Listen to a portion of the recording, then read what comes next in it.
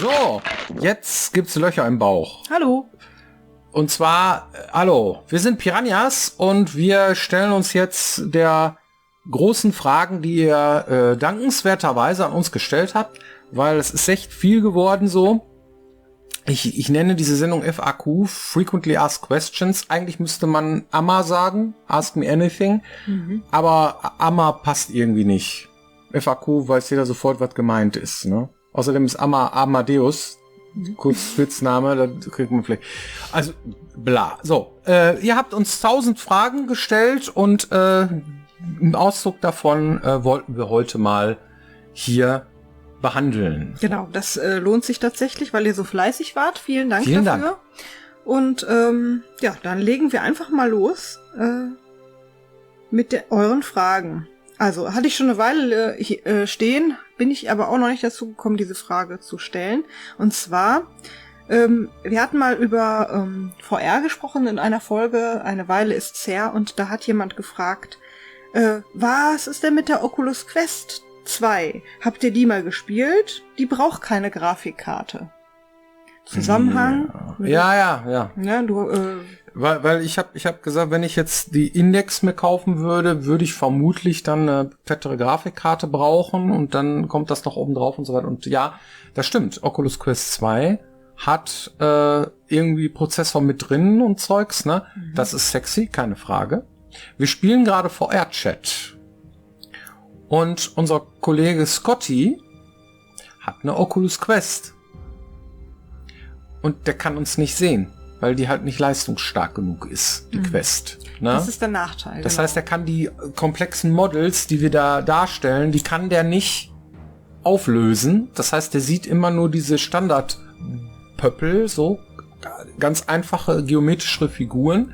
Und das ist dann schon sehr schade. Das heißt, wenn man sowas wie VR-Chat, was tatsächlich so hardware-hungrig ist an der Stelle, haben möchte, dann muss man, glaube ich, schon sich überlegen, die große Rutsche zu nehmen. Ja. Ich habe gestern versucht, die PlayStation VR auf dem PC zum Laufen zu kriegen.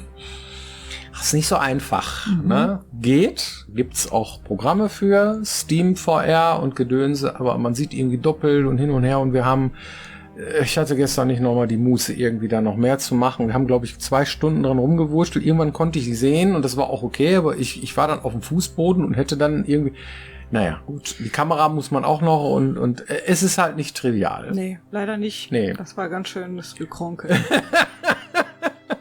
Aber wir sind dran, so, ne? Weil ich habe gedacht, ich probiere das mal aus, bevor ich mir die Index kaufe. Bisher habe ich es noch nicht gemacht. Genau. Und ja, VR-Chat kann man ja auch ohne VR spielen. Richtig, das Genau. machen wir auch. Machen wir Tatsächlich. auch. So. Damit wir irgendwie in irgendeiner Metal-Bar ein paar Freunde treffen. Das ist richtig. Was cool ist übrigens. Ja, also, ne, wenn ihr Gibt auch ein paar Bekloppte, aber die sind ja überall, ne? Wenn man sich trifft, irgendwie ja, auf einem privaten Gedöns, das ist schon ziemlich cool. Kann man Freunde treffen und sich einen trinken, ja. Genau. So. Ich stelle mal die nächste Frage. Ja. Und zwar, da hat jemand eine Frage zu Submission. Ist interessant. Kann man seinen Ruf verlieren, wenn man eine Submission failt, fragt einer. Und was kostet die eigentlich? Ja. Boah. Was ist eigentlich eine Submission? Hatten wir mal erklärt hier. Also, wenn du ein Spiel hast, also als Entwickler gebaut hast, und du möchtest, dass das auf einer anderen Plattform erscheint, zum Beispiel einer Konsole von Microsoft oder Sony oder Nintendo oder wie sie alle heißen, dann musst du durch eine sogenannte Submission. Das heißt, du gibst denen ein möglichst fertiges Spiel, sagst, das möchte ich gerne bei euch auf der Konsole erscheinen lassen. Und die sagen dann, ja, komm, gib mal her. Dann bezahlt man die dafür und dann gucken die sich das an. Aha. Das wollt ihr also bei uns veröffentlichen? Dann boah, das sieht aber super aus. Oder auch nicht. Ja, also ich mache mal erst den ersten Fall. Stempel drauf, geht's durch, alles toll. Aber kann auch sein, dass das nicht gut ist oder die noch irgendwas wollen. Nee, aber das und das Feature unterstützt das Spiel noch nicht. Das sollte es, aber wenn es bei uns auf der Konsole rauskommt und so. Oder das und das ist noch nicht gut genug oder das und das ist noch nicht schnell genug oder die FPS sind doch zu schlecht oder sonst irgendwas. Und dann fehlt das und das geht dann zurück. Und das ist ein völlig normaler Prozess. Also da kann man keinen Ruf verlieren oder sowas. Das ist völlig normal, dass zum Beispiel in der Regel eine erste Submission gar nicht durchgeht, weil man mal schnuppern will, was überhaupt benötigt wird noch. Ne? Es gab mal die Certification. Gibt's, glaube ich, mittlerweile gar nicht mehr. Da hat jemand angeboten, das zu testen, ob es durch eine Submission gehen würde. Damit man eine Benchmark hat, ein Fingerzeig, okay, das und das müsst ihr noch machen, bevor er die große Rutsche macht und bei Sony sozusagen da die Submissions und so weiter. Ich glaube, es gab mal eine Zeit, die ändern sich auch ständig, die Statuten, aber wenn du bei der dritten failst, dann kommst du nicht mehr auf die Konsole und sowas, habe ich mal gehört. So, weil ja, da gab es auch irgendwie, aber ich glaube, es ist eine Verhandlungssache im Wesentlichen. Das kostet Geld, mehrere zigtausend Euro manchmal. Ne? Kommt immer drauf an, wer und wie und was und so, ne? Und wie aufwendig das ist. Das ist halt ein Prozess. Da sitzen Leute dahinter, die das testen sollen und die dann auch entsprechend bezahlt werden wollen für dein Produkt. Die dann auch, wenn die Sachen finden, dann entsprechende Reports schreiben, die du dann zu machen hast, die dann auch einen Report abgeben an ihren Führungsriege, die dann entscheiden, ob das Ding jetzt auf die Konsole kommt oder nicht. Und ja, das ist halt schon eine ziemliche Arbeit. Ein großes Stück Arbeit für diejenigen, die es testen sollen und diejenigen, die ein Spiel auf die Konsole bringen wollen. Wenn man vorher gut genug verhandelt und lange genug wartet, dann kann es natürlich auch sein, dass die erste Submission durchgeht. Ne? Dann ist es halt aber so, dass man möglichst lange damit wartet, so ein Spiel abzugeben, denn wenn sie durchgeht, dann darfst du auch anschließend warten heißt, die Zeit investieren, um es besser zu machen. Bevor ich das abgebe. Nicht warten, sondern man macht es besser und wählt den Zeitpunkt sehr spät, wenn man es abgibt. So ist das gemeint. Genau. Und dann gibt man möglichst das Spiel so ab, dass ich sage, es ist jetzt Release-fertig, ne, damit ich das auch so lassen kann. Denn sonst müsste man, wenn man was Signifikantes ändert am Spiel, müsste man es ja wieder durch die Submission geben. Und die Zeitfenster sind ungefähr so, man gibt es ab und dann hat man in 2 Wochen ungefähr dann schon ein Ergebnis, ob man auf die Konsole darf oder noch eine Ehrenrunde einlegen darf. Genau, so ist das. Gut. So. Finde ich auch eine sehr schöne Frage. Aufgepasst. Also, wie schafft ihr es, bei euren Projekten die Übersicht über alle möglichen Variablen zu behalten? Die bestimmen, welcher NPC wo steht, was er tut und welche Dialogoption zur Verfügung steht. Zum Beispiel, man muss erst mit NPC X reden, bevor bei NPC Y eine Information dasteht. Die Antwort ist Wiki und der Editor.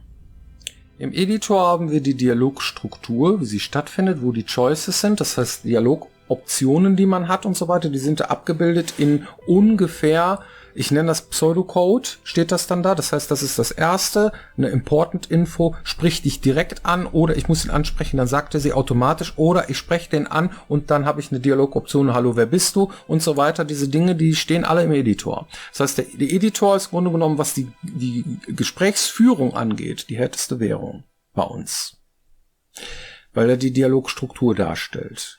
Die Quest-Struktur, die steht in Wiki und auch entsprechend als Variablen auch im Editor. Das ist eine Datei, ja, oder eine Entität oder so, die weiß, durch wen sie gestartet wird, wie sie beendet wird. Nee, durch wen sie gestartet wird, das weiß sie nicht. Sie kann immer gestartet werden. Aber was dazu führt, dass es ein Erfolg ist, was im Questlog steht, nativ, das heißt, wenn die gestartet wird ganz am Anfang, welche Quest-Pöppel man auf der Karte hat in the first place und also zumindest im Initialfall und es gibt auch noch zusätzliche Sachen, die selten verwendet werden, welche Conditions müssen erfüllt sein, damit diese Quest überhaupt gestartet werden darf.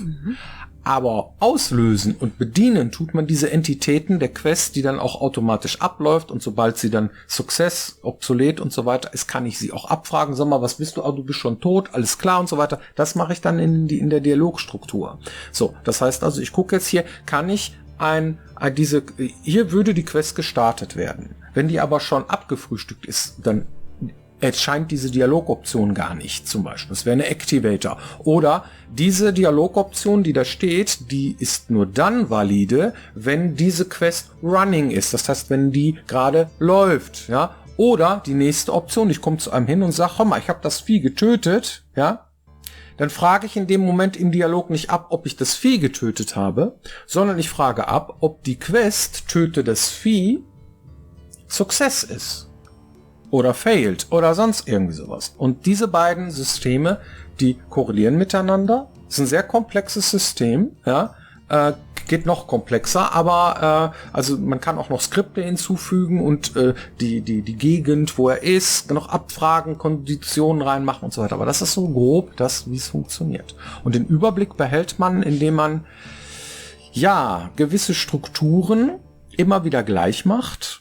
Ne? Heißt nicht, dass die Quests alle gleich sind, sondern das heißt, dass man ordentlich arbeitet und nachvollziehbar arbeitet. Es ist etwa so, als würde man Spaghetti-Code als Programmierer produzieren, indem man alles in eine Zeile schreibt und if, then, else und bla bla bla. Oder man macht Absätze und sagt so, wenn, dann und dann Klammer auf, dann dies, else, das und so weiter, dass man das im Schriftbild schon sieht, okay.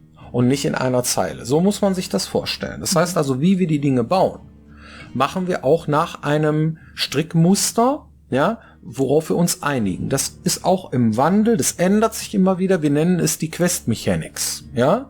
Und diese Regeln, die werden auch immer wieder in Frage gestellt, ja, wie omnipotent die jetzt wirklich sind, um Dinge darzustellen, spannende Geschichten zu erzählen, Twists and Turns und so weiter. Und die aktualisieren und modernisieren die auch immer wieder. Die sind aber unwahrscheinlich mächtig und bilden so gut wie jede mögliche Quest, die wir kennengelernt haben, ab. Und damit kann man im Grunde genommen alles erzählen. Und weil sich das halt in den letzten 20 Jahren gebildet hat, dieses Konstrukt, sind wir auch in der Lage, relativ einfach so Konstrukte zu bauen, in der man Quests von vorne, von hinten, von der Seite spielen kann irgendwie und sie funktionieren trotzdem immer. Da ist auch ein bisschen, ja, Erfahrung dabei. Ne? Ja.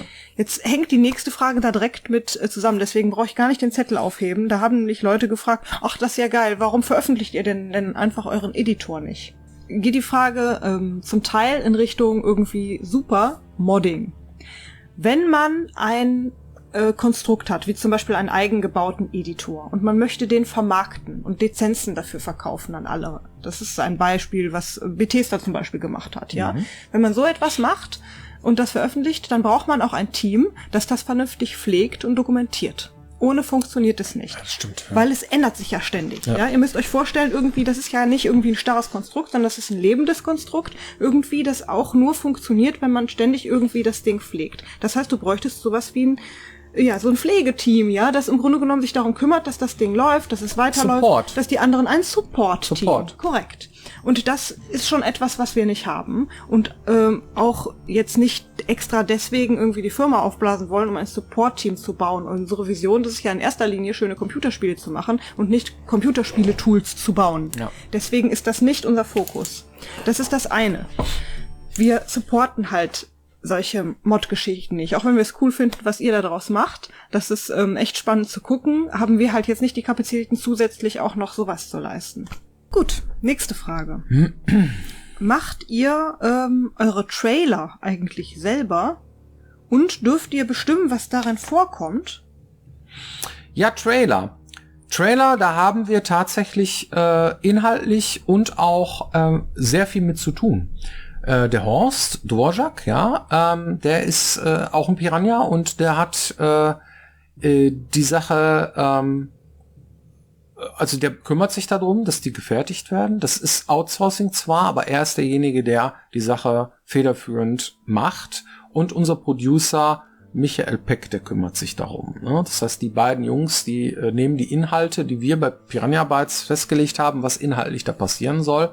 Und dann arbeiten die das aus und machen Storyboard und so weiter, legen uns das vor. Das ist so ein Dialog, der da stattfindet. Und dann das finden wir cool, nee, das finden wir nicht cool und so weiter. Und dann wird das Ding produziert. So. Hat aber mit dem Games machen selber nichts zu tun. Deswegen ist es was Externes, wo wir als Piranhas trotzdem auch federführend mitverantwortlich sind. So kann man das sagen. Genau. Jo. Kann man auch outsourcen. Natürlich, wenn man sowas jetzt nicht hat. Absolut, ja. Klar. Ja, gerade wenn es was Größeres sein soll, aber genau. Zu welchem Zeitpunkt werden denn Trailer in der Entwicklung überhaupt gemacht und wie viele Leute arbeiten daran? Ist die nächste Frage. Naja gut, also das sind schon eine ganze Menge, weil es sind auch sehr aufwendige Dinge, die da passieren. Und ich würde mal sagen, so 20 Leute arbeiten da bestimmt dran an so einem Trailer, ne? Weil das ist halt auch ein eigenes Projekt, kann man so sagen, ne? Mit Input von uns, das heißt die Models, die kommen von Piranha Bytes, wie die Dinge aussehen, wie die Personen aussehen und so weiter. Die machen auch eigene Designs, wie die Sachen herstellen, darstellen und Vertonungen und Musik und den ganzen Kram. Ja, das ist schon ein fettes Projekt, so ein Trailer. Betrifft aber vor allen Dingen diese CGI-Trailer, ne? Wenn wir jetzt zum Beispiel so einen kleinen Ingame-Trailer machen, der irgendwie innerhalb so einer Marketingphase vielleicht irgendwie zusätzlich gewünscht ist, dann kann es auch sein, dass wir den bei uns zwischenschieben und selber machen. Ja, ne? Den haben wir auch oft selber gemacht, ja. Genau. Ja. Und diese beiden Konstrukte, das sind halt beides Trailer, aber unterschiedliche Dinge und da sitzen natürlich Steckt auf jeden Fall sehr viel Piranha Bytes da drin. Ja, genau. Ja, in solchen Dingen. Unterschiedliche Leute Ja. da dran. Einer wollte unbedingt wissen, oh mein Gott, du hast die Xbox 360 repariert, wie hast du das gemacht? Oh Gott, ich habe mir ein Video angeguckt, Ring of Death, ja. Es ist ein Kühlproblem der Prozessoren. Und da habe ich die so Pennies genommen oder was, ne? Also Cents-Stücke, kann man sich angucken, Ring of Death reparieren. Kühlpaste, um die Cents irgendwie Klebestreifen drumherum festgedrückt und so, damit die Prozessoren gekühlt werden und dann lief das wieder. Ja, das ist ein Kühlungsgedöns. Also ein Kühlkörper habe ich drauf gemacht, auf die Prozessoren. Hätte ich jetzt auch nicht gewusst. Ja. Wollt ihr euch in Zukunft vergrößern? Naja, wir haben uns immer ein Stück vergrößert, ne? Mal geht einer, mal kommt einer. Also wir vergrößern uns dann, so kann man es sagen, wenn es Sinn macht. Das ist das, was wir möchten. Ja. Das heißt, wenn wir merken, in einem bestimmten Bereich ist Bedarf und da kann man mehr machen oder da wollen wir mehr machen, dann holen wir speziell dafür auch jemand Neues. Und nicht irgendwie, wir vergrößern uns jetzt einfach pauschal mit 10 Leuten für irgendwas. Sondern das ist immer eine ganz granulare Sache, da ist jetzt jemand gebraucht. Und wenn wir dann merken, im anderen Bereich wird jemand gebraucht, dann wird da auch wieder jemand eingestellt. Mehr Leute ist nicht unbedingt immer mehr besser, ne? Also wenn man sagt, das Team muss man verdoppeln, dann musst du auch die Leute verdoppeln, die Sachen machen. So, ja, auch bestimmen, wie es läuft. Die müssen mehr absprechen. Auf 7 Leute muss einer kommen, der sie koordiniert. Ja. Und das ist dann gibt's mehr Wasserköpfe, dann gibt's mehr Bürokratie, dann gibt es weniger, ich darf Dinge einfach mal crossover-mäßig mich einmischen in irgendwelche Bereiche, die mir eigentlich nicht zugeteilt worden sind. Das gibt's dann viel, viel, viel weniger. Schon allein, wenn man es verdoppelt. Ja, ich hätte jetzt gerne irgendwie den und den Charakter gebaut. Naja, aber du bist eingestellt worden für die Partikeleffekte. Ja, aber ich würde ganz gerne, naja, aber dann machst du erstmal die Partikeleffekte.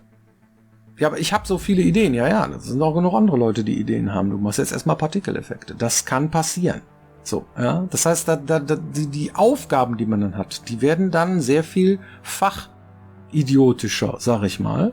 Ne? Das heißt, größere Teams haben die Leute auch weniger Macht, sag ich mal, im Einzelnen, im Team Dinge zu bewegen oder mitzubestimmen.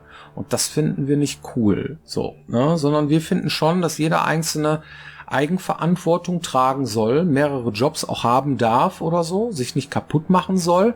Aber es gibt auch bei einigen Sachen dann irgendwo so einen Sättigungsgrad, wo man dann anfängt, irgendwie aus Selbstzweck heraus Dinge zu vergrößern oder sich drum zu kümmern. Man kann das vergleichen mit der Bundesliga. Ich vergleiche das immer gerne mit dem Fußball. Ja, die deutsche Meisterschaft, da musst du richtig reinbuttern, da musst du richtig Millionen draufschmeißen, damit du in der Bundesliga mal die deutsche Meisterschaft erlegst. Oder du hast mal ein junges Team, die jungen Wilden, die irgendwie vorpreschen und mal so eine geile Saison haben, dass sie irgendwie alles in der Tasche stecken. Passiert aber, wenn ihr euch das anguckt, in den letzten Jahrzehnten verdammt selten. Also hast du als so ein Team wie wir sind, ne, St. Pauli, VfL Bochum, Arminia Bielefeld, der MSV oder was, ne, keine Ahnung, um mal kleinere Vereine zu nennen, die so mehr so Fahrstuhlvereine sind, mal oben, mal unten, mehr dafür zu sorgen, dass man in der ersten Liga bleibt. Und die haben dann auch die entsprechenden Kosten. Und würde man da Kohle drauf schaufeln, dann hast du auf einmal ganz andere Dynamiken. Dann hast du ganz andere Menschen, die auf einmal was zu sagen haben und dann wird das alles irgendwie zu groß und irgendwie, das mag ich nicht. Das mag bei uns niemand. Das ist uns einfach zu viel. Zu riskant. Zu riskant. Es ist zu riskant. Na, da musst du alles auf eine Karte setzen und dann muss das dann auch sich dann entsprechend doppelt so viel verkaufen, damit das funktioniert und so weiter. Und dann sitzen wir dann da und sagen, wir wollen doch nur schöne Spiele machen. Und wenn du Pech hast, dann existiert am Ende gar nichts mehr. Ne? Deswegen muss man da ganz vorsichtig sein. Genau. Und deswegen stellen wir Leute ein, da wo wir sie brauchen und nicht, weil wir die Vision eines Riesenladens vor Augen haben. Aber tendenziell haben wir uns immer ein kleines Stückchen immer vergrößert. Wir sind jetzt ein paar mehr, Wir sind jetzt immer ein bisschen größer geworden. Also wenn, dann gesundes Wachstum. Das machen wir schon. Wir sind jetzt über 30 Leute. Ja. Ja, also tatsächlich. Schon an den Stellen, wo es Not tut, müssen wir uns vergrößern. Das ist schon klar. Aber es ist ein cooles Team. Yep. Okay, eine letzte Frage vielleicht noch zum Abschluss. Gerne. Wie entscheidet ihr, welchen Grafikstil ihr für euer Spiel nutzt? Ja, also Grafikstil hat mit Art Direction zu tun, hat mit Ressourcen, die einem zur Verfügung stehen, zu tun, hat damit zu tun, was man darstellen möchte, hat damit zu tun, die Art an Spiel, die man machen möchte, hat damit zu tun, ob man Fotorealismus machen muss, weil die Menschen es erwarten, hat mit Erwartungen von Spielern da draußen zu tun, hat damit zu tun, ob man Comic-esque daherkommen möchte und irgendwie ein DC-Universum hinter sich hat oder Marvel oder sowas, hat damit zu tun, dass man Monster darstellen möchte, die möglichst realistisch aussehen oder vielleicht auch mal verspielt sein dürfen und so weiter. Und wir machen immer eine Mischung aus Realismus und Stilisierung. Weil Fotorealismus finden wir schön, aber wenn man zu sehr in diese Richtung geht, kommt man sehr schnell in so ein Uncanny Valley. Und dann muss auch, da ist dann auch nach oben hin, das ist dasselbe wie mit sein Team zu verdoppeln, nach oben hin, die letzten paar Bartstoppeln, die dann im Wind wehen, die sind dann immens teuer und lohnen sich aber für so eine Art von Spiel, die wir machen, nicht. Wir sind kein Call of Duty, wir sind kein Blockbuster Quadruple-A-Titel, verstehst du, der irgendwie, der irgendwie dafür steht, jetzt High-End Quality zu haben. Nein, wir sind ein Open-World-Rollenspiel, das Spaß machen soll, ja, was mit Traditionen daherkommt, was mit Erwartungen der Spieler, ja, einhergeht, die wir erfüllen wollen, die damit kommt, irgendwie, wir wollen gerne, dass das Spiel in erster Linie Spaß macht. Dann kommt lange nix und dann kommen die anderen Sachen. Ja. Das ist so der Kern. Wenn man einem Spiel ansieht, dass es Liebe und Mühe und so da reingeflossen ist, dann ist das für uns auf jeden Fall Erfolg genug. Wir wollen immer ein bisschen besser, aber das heißt nicht automatisch, dass es immer realistischer werden muss, sondern einfach, dass es schön werden muss, dass es passt, ne? Und welche Features dann dazukommen, das guckt man dann, was es gerade so gibt. Und wenn man innerhalb einer Reihe ist, zum Beispiel wie bei der Risen-Reihe, dann schaut man schon irgendwie, da machst du nicht ein Spiel, was so aussieht wie Risen und der zweite Teil, der sieht dann so aus wie Borderlands. Das macht man da nicht. Das wäre ja ein krasser Stilbruch. Ja. Ne? Dann versucht man schon in dieser Art Stil zu bleiben. Ne? Ja. Trotzdem klotzen wir an der Qualität, ne? Und versuchen so einen gewissen Standard wie immer auch zu erreichen. Das heißt nicht, dass uns grafische Qualität oder solche Dinge halt irgendwie unwichtig sind. Ganz im Gegenteil. Aber ein anderer Stil macht eine Sache ja auch nicht unbedingt hässlicher. Ne?